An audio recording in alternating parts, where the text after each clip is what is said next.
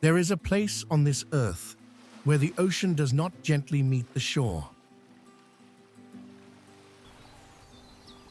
where it crashes, where it roars, where it has carved entire cliffs into doorways and left waterfalls hanging in mid-air over the open sea.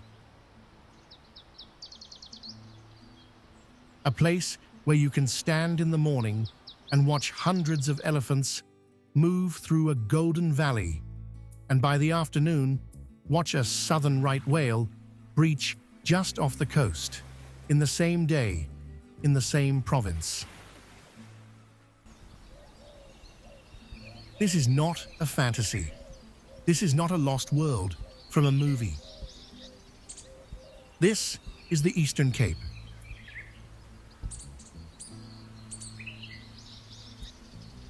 South Africa has 9 provinces, 9 completely different worlds within one country. And this one, the Eastern Cape, is the one that most of the world has not yet discovered. A province that many South Africans themselves will tell you is the most underrated in the country. A province whose landscapes are so varied and so beautiful that even people who grew up here are still finding new reasons to be amazed by it. But what makes the Eastern Cape truly unforgettable is not only what you see, it is what you feel. The people of this province carry a warmth that stays with you long after you have left. Diverse, proud, and deeply rooted in their culture. They welcome every visitor not as a stranger, but as a guest. Their traditions are alive, their stories are rich, and their generosity of spirit is the kind that reminds you why travel, at its best, is really just about human connection.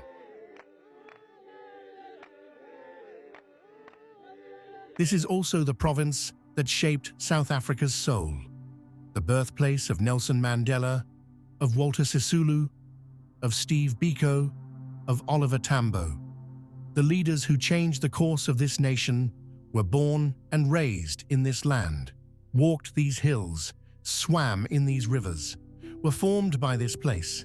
The Eastern Cape did not just produce freedom fighters, it produced the conscience of an entire country. But today is not about history alone.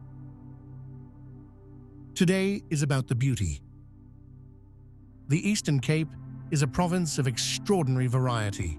Along its southern coast, charming towns like St. Francis Bay sit quietly behind their famous canals, with whitewashed walls and thatched rooftops that give it the feel of a village from another era. Further east, Port Alfred watches over the Kawi River as it winds through one of the most picturesque small harbors on the South African coast.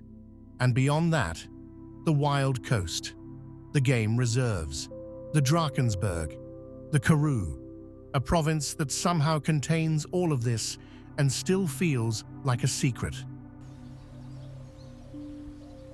Welcome to this channel, a space dedicated to showing the world the true, raw, incomparable beauty of South Africa, one province at a time, one wonder at a time. Let us begin.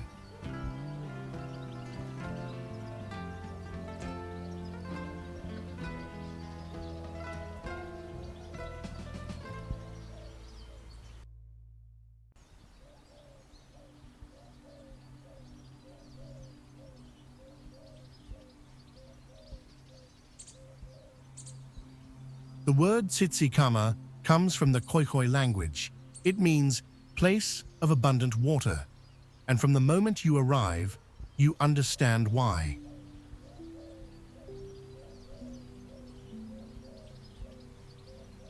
Tsitsikamma National Park is one of the jewels of South Africa's garden route, a stretch of land that sits where the mountains meet the sea, where ancient indigenous forests full of massive yellowwood trees give way to rocky gorges, fynbos-covered hillsides, and a coastline so dramatically beautiful that it has appeared in more travel photographs than almost anywhere else in the country.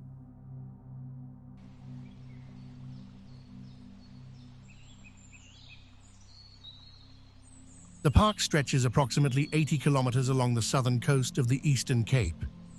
It is a landscape of constant, layered beauty, towering trees that have stood for centuries, some of them thousands of years old, rise high above the forest floor.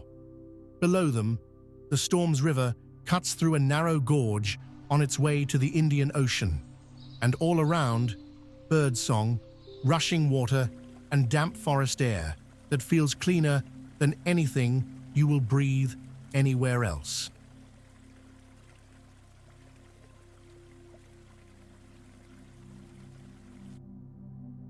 And then there is the suspension bridge. Hanging nearly 80 meters above the Storms River mouth, where the river finally meets the ocean, the Tsitsikamma Suspension Bridge is one of the most iconic sights in South Africa. It sways gently as you walk across it. Below, the water crashes through the narrow gorge in a constant roar of white foam. Ahead, the Indian Ocean opens up, vast and blue and endless, beyond the river mouth. The walk to reach it is only about 1 kilometer through coastal forest, over wooden boardwalks, past tumbling streams, and it is one of the finest short walks on the African continent.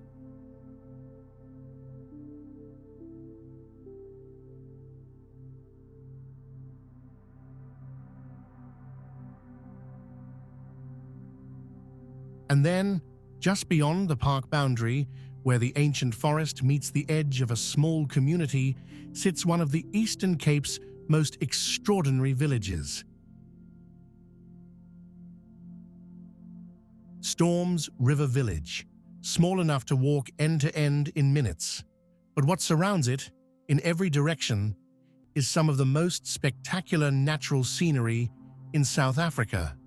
The kind of place where you arrive planning to stay one night and find yourself still there 3 days later, wondering where the time went.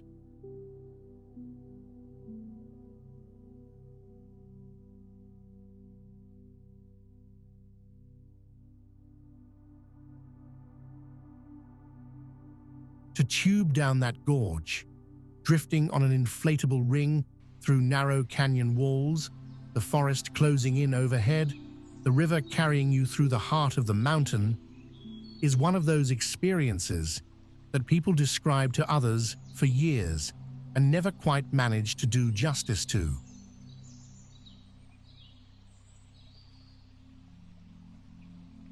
And for those who want to go even deeper into the extraordinary, there is the Blackwater tubing experience.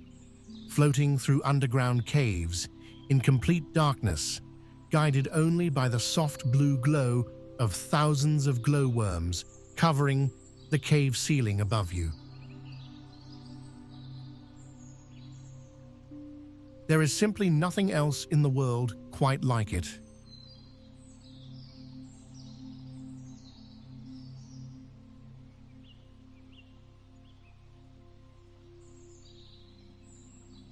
Tsitsikamma is not just a destination, it is a feeling.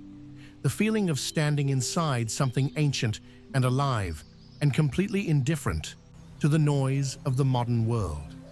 The forest floor under your feet, the cold river on your skin, the suspension bridge swaying gently above the gorge with the ocean ahead and the mountains behind.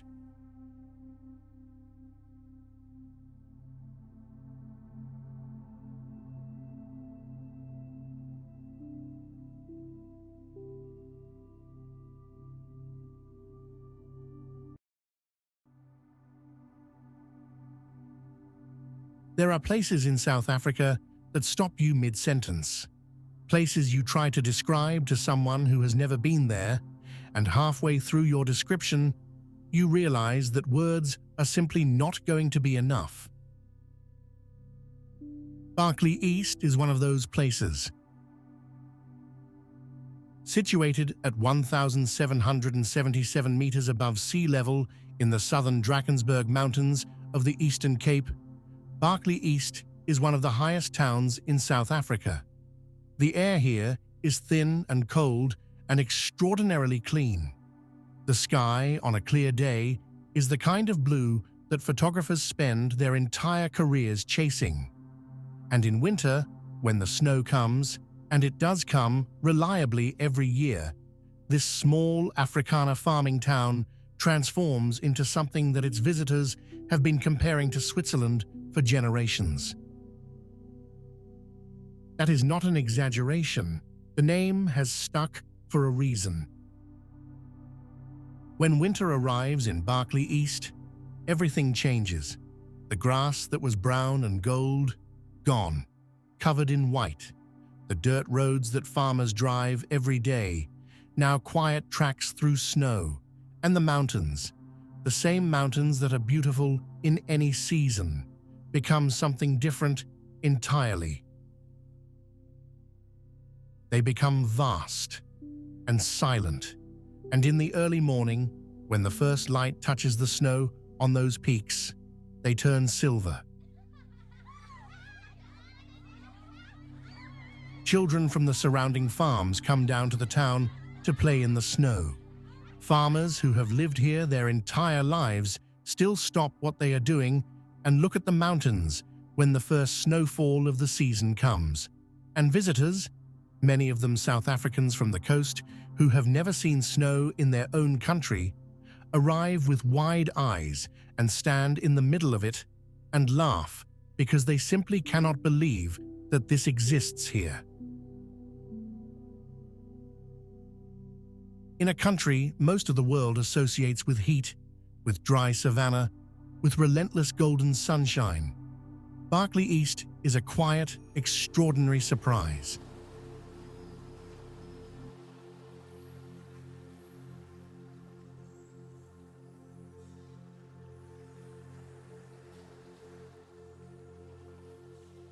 But Berkeley East is far more than its winter magic.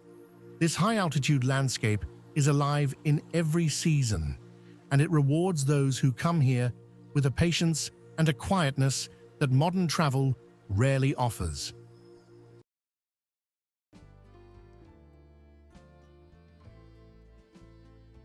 The trout fishing in this region is among the finest in South Africa.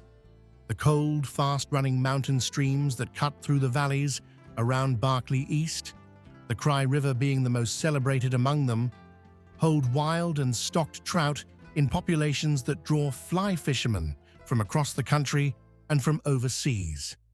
Standing in a mountain stream at altitude, with the Drakensberg peaks rising around you and the water running cold over smooth stones, casting a fly line in the early morning quiet. It is a form of meditation that no spa in the world has managed to replicate.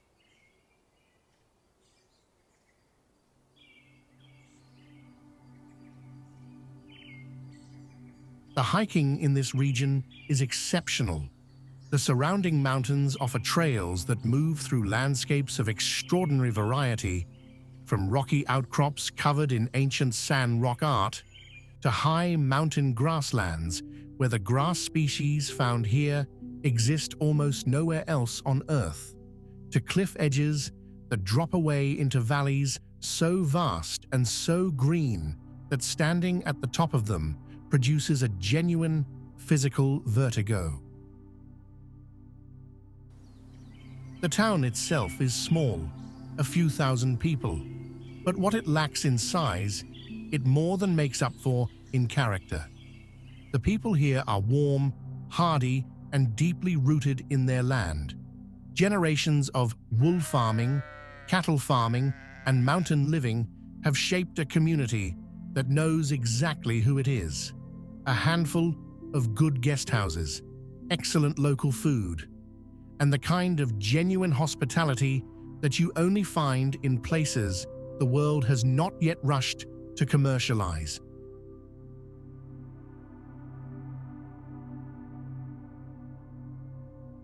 South Africa is a country of extremes, a country of landscapes that refuse to be put in a single category. And this place, this high, cold, snow-covered corner of the Eastern Cape, is proof of all of that. The Switzerland of South Africa. That is what they call it. And when you are standing in the snow, with the Drakensberg all around you, and the vast sky above, and that high-altitude silence pressing softly on your ears, you will not argue with the name.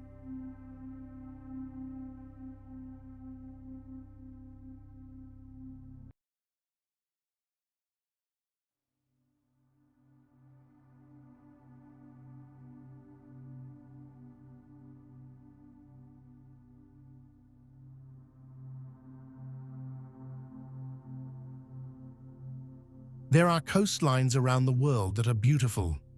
And then there is the wild coast, a stretch of land so raw, so untouched, so quietly extraordinary, that even people who have traveled the world stop and simply say, "I was not prepared for this."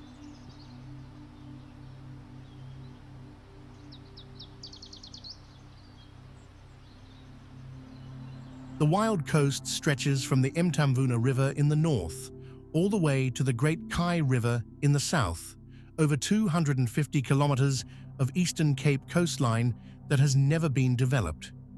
No resort hotels crowding the beachfront, no busy roads running along the cliffs, just the Indian Ocean, pounding endlessly against a shore that time has barely touched.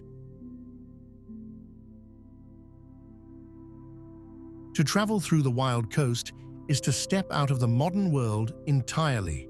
The roads, where they exist at all, are mostly dirt.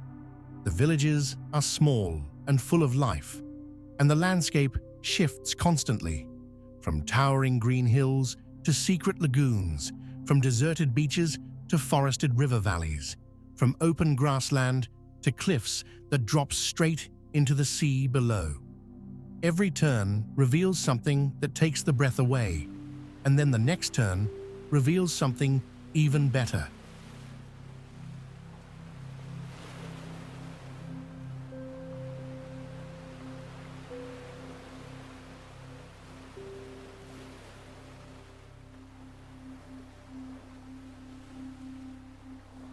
Let us start at the water, because the wild coast's relationship with water, with rivers, with waterfalls, with the ocean itself, is unlike anything else in South Africa.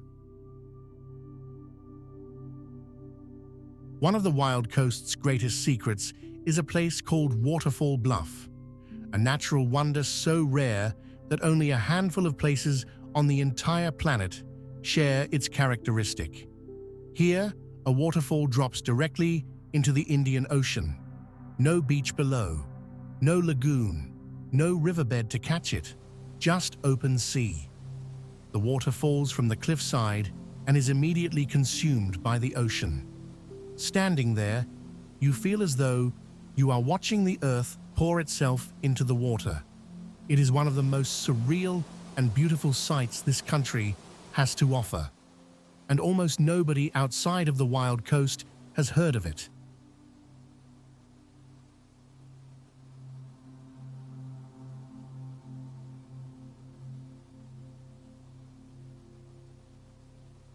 And then there is Magua Falls, the highest waterfall in the entire Eastern Cape, rising 142 meters before plunging into a narrow canyon carved by ancient seismic movement deep in the earth. The canyon was formed millions of years ago when the ground shifted along the Agosa Fault, a geological event so powerful that it shaped the entire Ponderland landscape and created the dramatic cliffs and gorges that define this coastline today. The water at Magua falls as a single, unbroken curtain, wide, powerful, and so loud that you feel it in your chest before you see it. People who have visited both Magua and Victoria Falls in Zimbabwe say that the spirit of the two places is similar. The same raw power, the same sense that you are standing in front of something that has been doing this for longer than human memory reaches.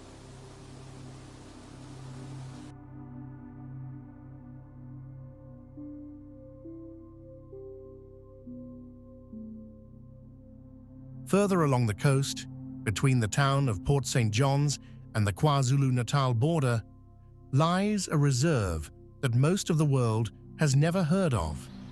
And that is perhaps the greatest crime in South African tourism. Mkambati Nature Reserve.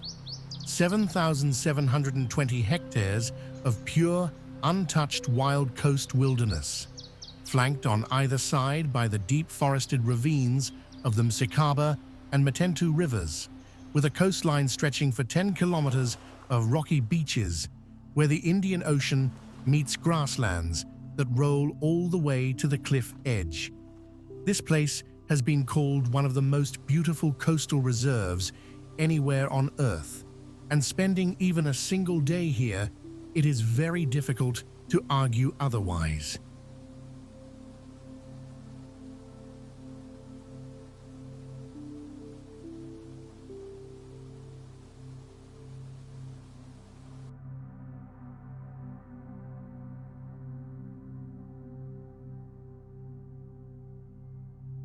And then there are the springs, because the wild coast does not only give its gifts through waterfalls and forests and ocean views. Sometimes it gives them from deep within the earth itself.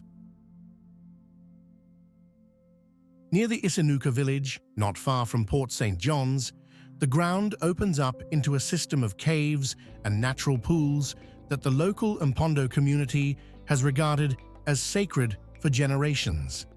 The name Isinuka means place of smell, and the moment you arrive, you understand why. The water that emerges from the rock here is naturally pink.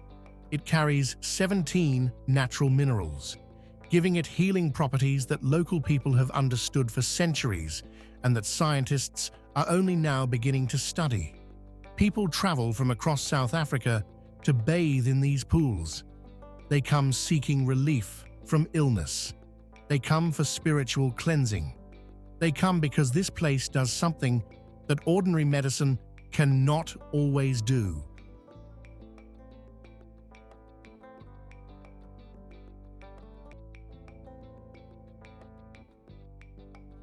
The wild coast is also paradise for those who love to walk.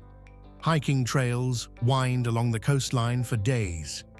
Through coastal forest, over rocky outcrops, across rivers you wade through with your boots held above your head, along beaches where your footprints may be the only ones for miles. Trails like the Strand Loper Trail, the Wild Coast Meander, and the stretch between Port St. John's and Coffee Bay pass through landscapes that most of the world has never seen and may never see, because the wild coast resists, quietly and firmly, the kind of tourism that strips places of their soul.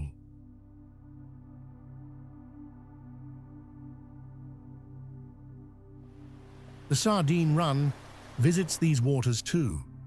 Every winter, between June and July, billions of sardines migrate northward along the wild coast in one of the greatest wildlife spectacles on Earth. The ocean turns dark with fish, and behind the sardines come the hunters, dolphins in their thousands, sharks, gannets diving from above, humpback whales, bride's whales, all converging in a feeding frenzy that turns the surface of the Indian Ocean into something almost impossible to believe. Watching it from the cliffs of the wild coast, with the green hills behind you and the chaos of life and death in the water below, is the kind of thing that changes how you understand the natural world.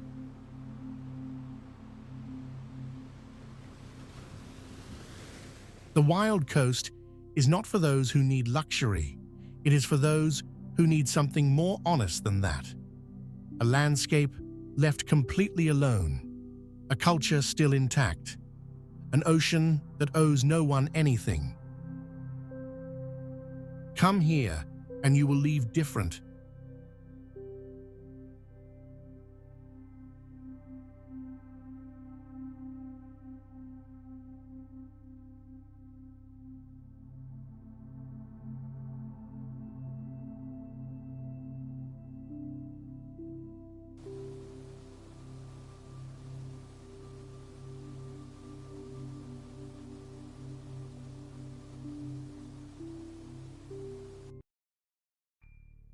Before we continue, if this video is opening your eyes to a side of South Africa you haven't seen before, take a moment to hit the like button.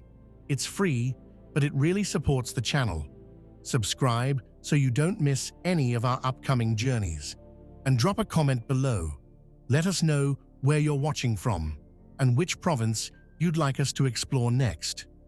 South Africa has 9 provinces, and this is only the beginning.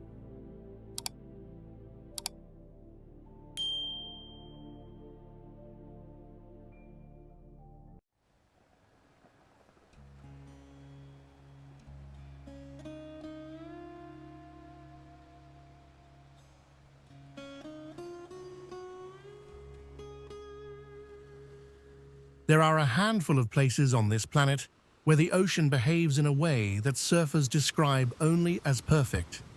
Jeffreys Bay is one of them. Located less than an hour's drive from Port Elizabeth on the Eastern Cape's Sunshine Coast, Jeffreys Bay, or J-Bay as it is known by everyone who loves it, is widely regarded as one of the finest surf destinations in the world. It consistently appears in top 10 lists of the world's best surf breaks, and for good reason.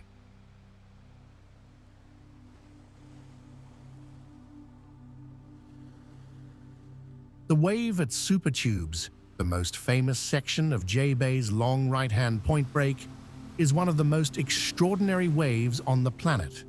Fast and powerful, it runs for several hundred meters on its best days, carrying a surfer through section after section without ever letting go, barely touching the water with the bottom of their board before the next section picks them up and carries them on. It is the kind of wave that professional surfers train their entire lives for.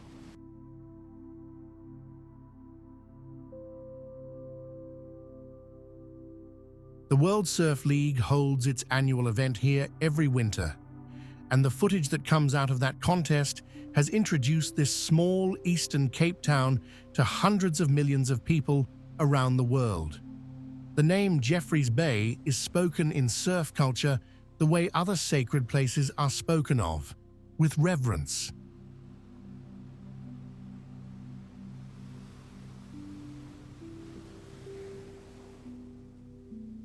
But this town is not only for surfers.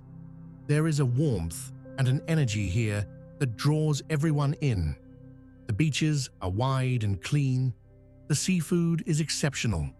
The crayfish from this stretch of coastline is some of the finest you will find anywhere on the South African coast. And the sunsets over the bay, when the sky turns deep orange and the waves go silver, are the kind that people specifically travel long distances to watch.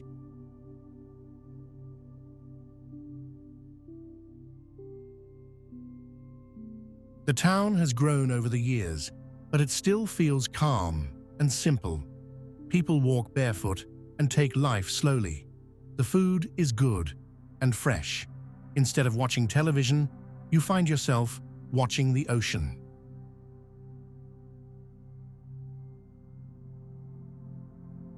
Sometimes nature produces something so extraordinary that an entire culture grows up around it. Come here, and the ocean will remind you of something you had forgotten, that there is such a thing as pure, wordless joy.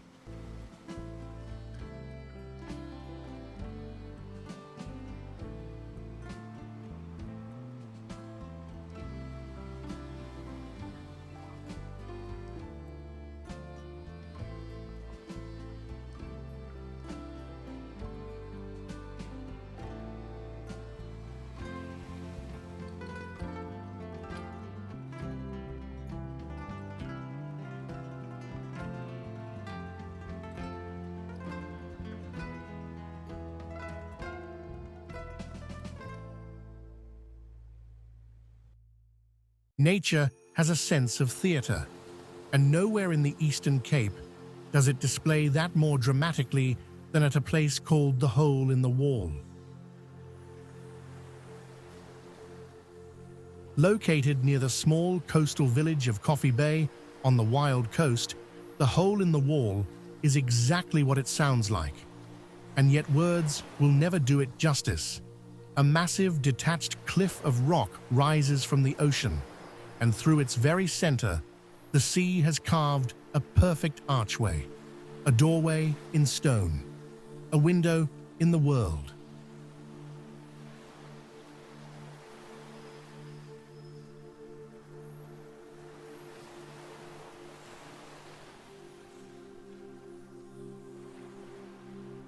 When the waves surge through the tunnel, they create a deep, thundering boom that the local Xhosa people know well. They call this place Esikalini, which translates as the place of sound. And when you stand close enough to feel the vibration move through the ground beneath your feet as a wave passes through that rock, the name makes complete sense. This place does not just look extraordinary, it sounds extraordinary.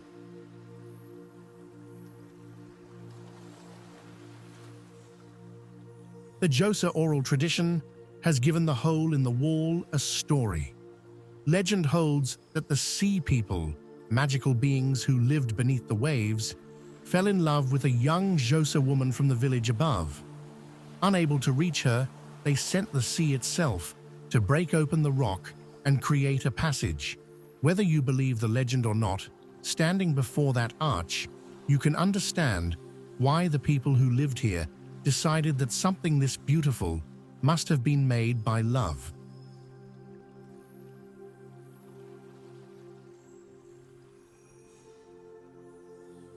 Coffee Bay itself is one of the gentlest, most unhurried places on the South African coast. A small community, rolling green hills all around, warm water, and a pace of life that feels like the world outside simply does not apply here. Travelers arrive and lose track of days.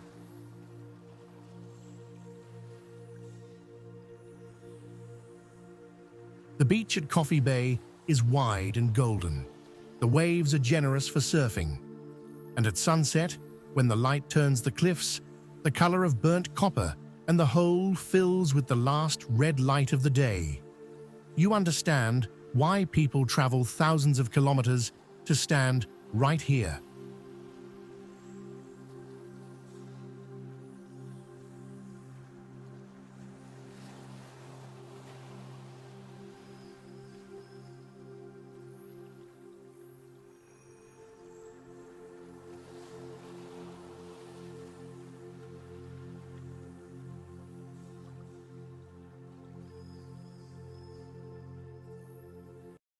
On a clear day in Algoa Bay, standing on a beach with the Indian Ocean ahead of you and the warm sun on your face, it is almost impossible to be unhappy.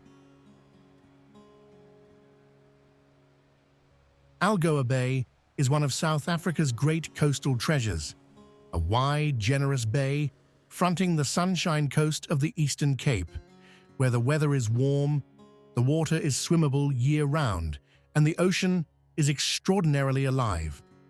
The locals call this stretch of coastline the Friendly City Coast, and from the moment you arrive, you understand exactly why that name was earned.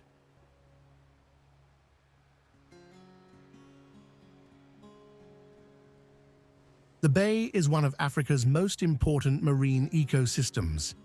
African penguins, an endangered species whose population has collapsed catastrophically in recent decades, breed on the islands within the bay, and this coastline holds one of the most significant remaining breeding colonies left on the planet. St. Croix Island, just off the coast, holds the largest breeding colony of African penguins in the world. Bird Island, further east, holds the world's largest breeding colony of Cape gannets. To take a boat out into these waters is to enter a world of extraordinary marine abundance that very few people on Earth know exists right here in the Eastern Cape.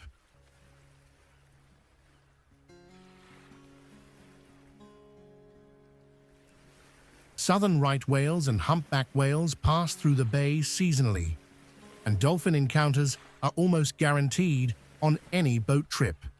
Raggy Charters, operating out of the harbour, has won more national marine tourism awards than any other operator in South Africa. On their ocean safaris, it is not uncommon to see hundreds of common dolphins, great white sharks, manta rays, and enormous pods of the now critically rare dusky dolphins, all in a single morning.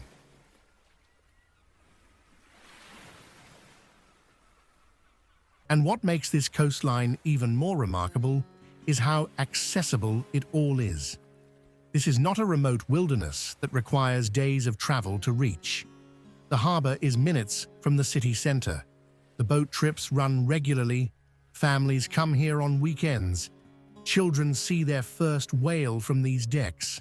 First-time visitors stand at the bow with their mouths open, watching dolphins ride the wave in front of the boat, and cannot quite believe that this is real.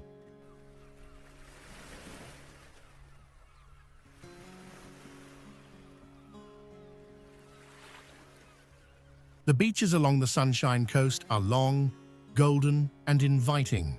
Hobie Beach, Kings Beach, Summerstrand, each one more beautiful than the last.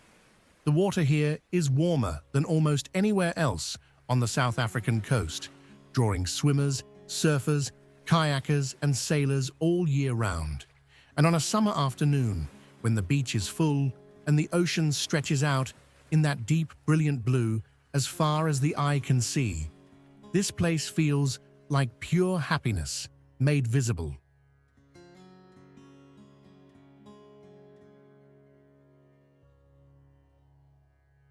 Algoa Bay is where the Eastern Cape smiles. It is where the province shows you its most generous, most luminous face.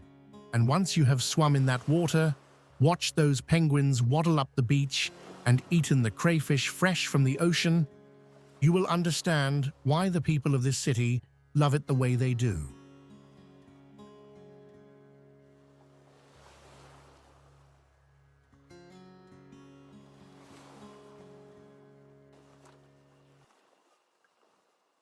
Imagine arriving somewhere and discovering that what you thought was just a national park is actually a miracle. That is Addo Elephant National Park. Located near the city of Port Elizabeth, in the heart of the Eastern Cape's Sundays River Valley, Addo is one of the most remarkable conservation stories on the African continent. Here is where the story begins. It was the year 1919. A professional hunter by the name of Major P.J. Pretorius was hired by local farmers who had grown tired of elephants raiding their crops, breaking their water pipelines, and threatening their lives. Over the course of 14 months, Pretorius shot over 120 elephants, 120, from a herd that had once swept freely across the entire Eastern Cape. When he was done, only 16 elephants remained. By 1931, the number had fallen to just 11, and it was in that year, at the very last possible moment, that the South African government proclaimed a protected sanctuary. Addo Elephant National Park was born. 2,000 hectares of land, 11 elephants, and the weight of a species' survival on its shoulders. Today, more than 700 elephants roam freely across 180,000 hectares of protected wilderness. It is one of the greatest conservation comebacks in the history of the natural world. But Addo is more than elephants. Addo Elephant National Park is the only place on planet Earth where you can encounter what is known as the Big Seven. Not the Big Five that most of us have heard of, lion, leopard, buffalo, rhino, and elephant, but the Big Seven. Because here, In addition to those 5 magnificent animals, you will also find the great white shark and the southern right whale, both of them wild and free in the ocean waters just off the park's coastline.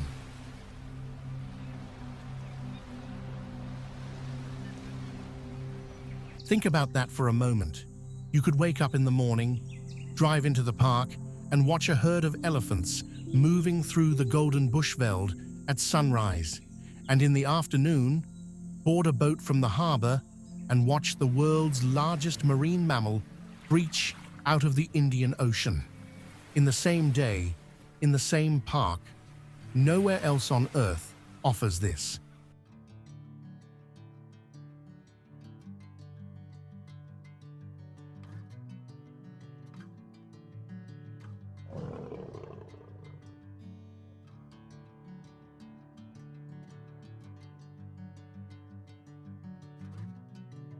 The park spans 5 of South Africa's 9 major vegetation biomes, from the semi-arid Karoo in the north, over the Zuurberg Mountains, through the coastal forests, all the way to the marine reserve that includes Bird Island, home to the world's largest breeding colony of Cape gannets, 120,000 birds.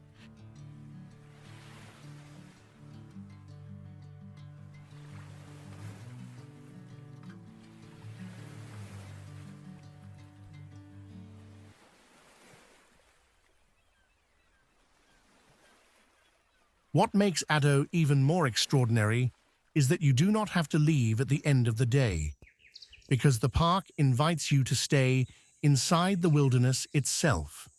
The main rest camp sits close to the heart of the game area and feels less like a camp and more like a small village that grew quietly out of the bush. From simple self-catering chalets and cozy forest cabins nestled among the trees, to safari tents and open campsites where you fall asleep to sounds that no city could ever produce. The accommodation here is designed for one purpose: to keep you as close to the wild as possible.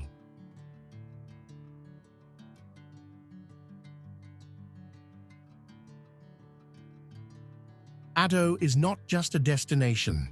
It is proof that humanity can undo its own destruction, that from 11 animals on the edge of extinction, we can rebuild a paradise, and it lives right here in the Eastern Cape.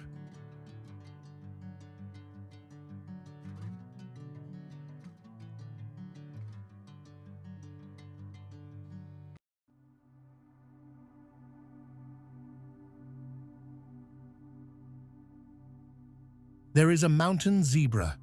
It is not the same as the plains zebra you may have seen in photographs or in wildlife documentaries. It is smaller, more compact, more angular in its face. Its stripes are bolder. Its eyes are amber. And for most of the 20th century, it was on the edge of disappearing from this earth entirely. Mountain Zebra National Park was established in 1937 for one purpose: to save it. Located near the town of Cradock in the Karoo Highlands of the Eastern Cape, Mountain Zebra National Park is a place of dramatic, dry beauty. The landscape here is different from the lush garden route coast or the dense bushveld of Addo. This is the Karoo, vast, rocky, quiet, and full of a strange, spare grandeur. Flat-topped mountains called koppies rise from open plains. The air is clear and dry. The silence on a windless afternoon is almost physical. When the park was proclaimed, there were fewer than 50 Cape Mountain zebras left in existence. Today, that number has grown to over 600. The park's conservation success mirrors Addo's, another story of a species brought back from the very edge.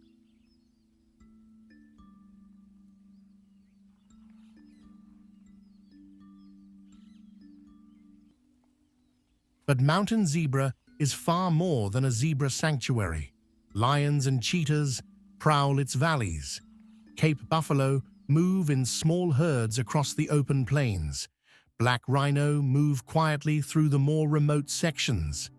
Red hartebeest and springbok graze in the golden afternoon light. The scenery you pass through on a self-drive or guided safari is always stunning. This is a landscape that rewards slowness, that reveals its treasures gradually and on its own terms.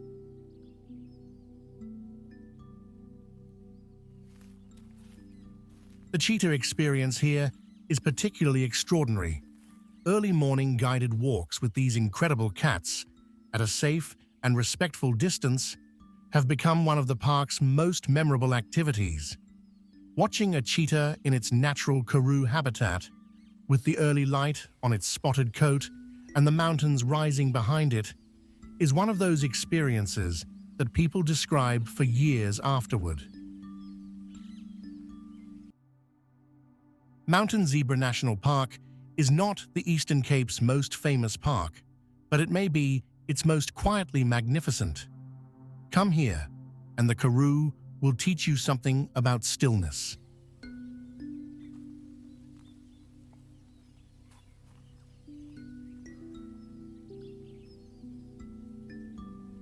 And when the day is done, and the last light has faded from the mountains, you do not have to leave, because Mountain Zebra National Park is one of those rare places that lets you stay inside the wilderness itself. The rest camp sits about 12 kilometers from the main gate, tucked into the landscape in a way that feels completely natural. The buildings here are built from the same stone and earth tones of the Karoo around them. Rock chalets that rise from the ground as though they always belonged there, their walls and rooftops matching the color and texture of the mountains behind them. Some units are built with the unique natural rocks of the park itself, giving each one a character that no hotel designer could manufacture. And from the veranda of almost every chalet, the view stretches across open Karoo plains and mountain ridges in a panorama that you will find yourself simply sitting and staring at for longer than you planned.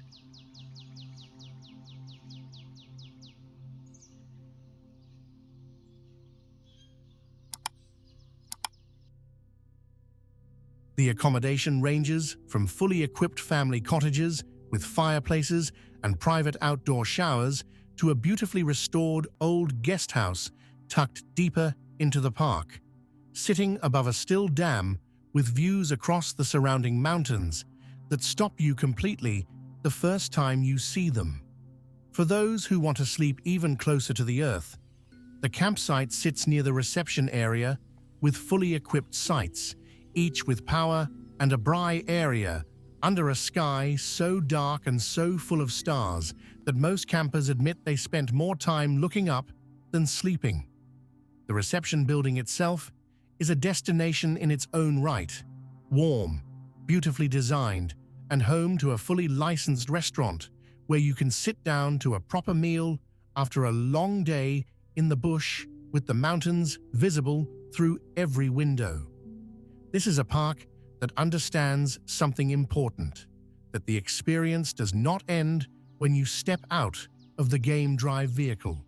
It continues through the evening and into the night and into the early hours of the next morning when you wake before dawn and step outside and hear the Karoo breathing quietly all around you.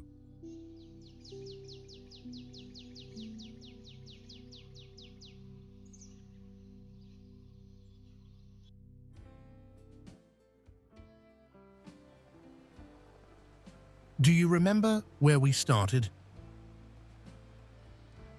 A coastline where the ocean does not gently meet the shore, where it crashes, where it roars, where it has carved entire cliffs into doorways and left waterfalls hanging in midair over the open sea.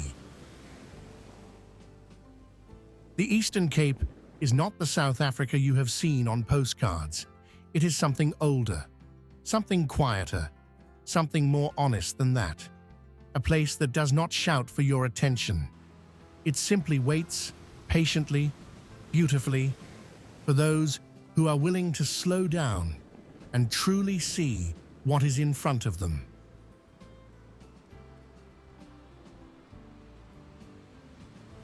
It is the land where Africa's greatest conservation story was written, one elephant at a time, where the sea carved doorways through solid rock, where waterfalls fall directly into the ocean, where the bravest people in the world once stood against impossible power and did not move, and where the warmth of the people who call this place home will stay with you long after you have left.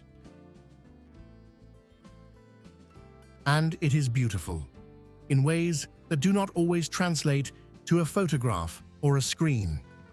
Sometimes beauty lives in the feeling of a place, in the temperature of the air, in the quality of the light at a particular hour, in the way the sound of the sea changes when you walk through a natural archway of stone and come out the other side. This channel exists for one reason: to show the world South Africa as it truly is, not as a headline, not as a statistic, but as a living, breathing, extraordinary country full of people who are proud of where they come from and who want you to see it. The Eastern Cape is just the beginning. South Africa has 9 provinces, and we are going to take you through every single one.